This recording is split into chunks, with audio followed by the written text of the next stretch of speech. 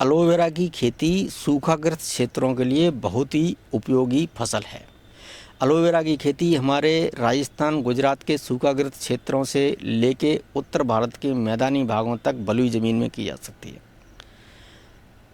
अगर इसकी खेती राजस्थान और गुजरात के सूखाग्रस्त क्षेत्रों में की जा रही है तो इसकी जो फसल लगाने का समय है वो है बरसात शुरू होने के साथ साथ, यानी कि जुलाई के आसपास।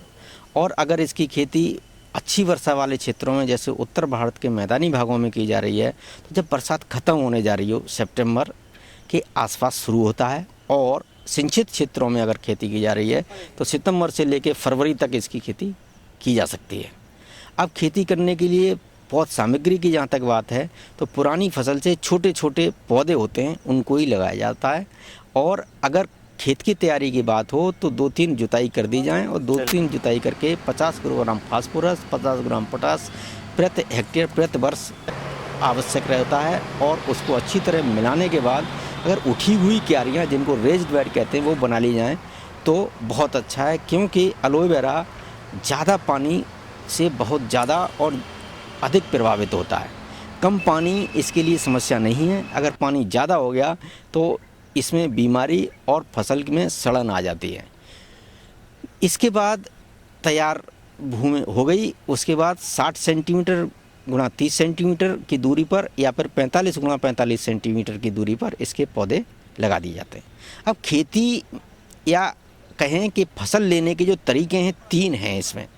एक तरीका तो ये है कि फसल एक बार लगाई और पूरी फसल एक बार काट ली।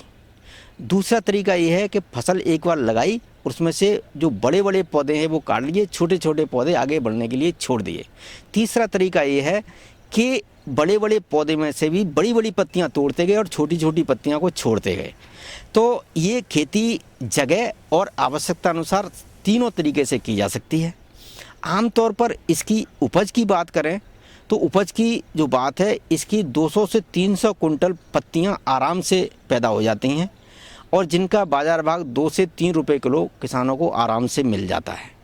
इसकी जो मुख्य समस्या कहें या मुख्य ज़रूरत कहें वो ये है कि जहाँ पर खेती हो रही है उसी के आसपास इसकी प्रसंस्करण का या तो कुटीर उद्योग या फिर इसका उद्योग होना चाहिए, जिससे कि इसका प्रसंस्करण जल्दी से जल्दी किया जा सके, क्योंकि काटने के बाद इसकी पत्ती को बहुत कम समय के लिए रखा जा सकता है, यानी कि ख़राब हो जाती है। इसके अलावा इसकी फसल बहुत ही अच्छी है और बहुत ही अनुपयुक्त ज़मीनें हैं उनमें होती है। और इसकी खेती की लागत की जहाँ तक बात है 60 से 70 हज़ार रुपये प्रति हेक्टेयर का खर्चा आता है और 2 से 3 लाख रुपए आराम से मुनाफा किसानों को मिल जाता है।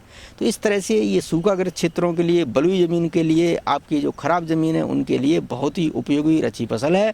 समस्या केवल या ज़रूरत केवल ये है कि इसका प्रसंस्करण जल्दी से जल्दी हो जाना चाहिए।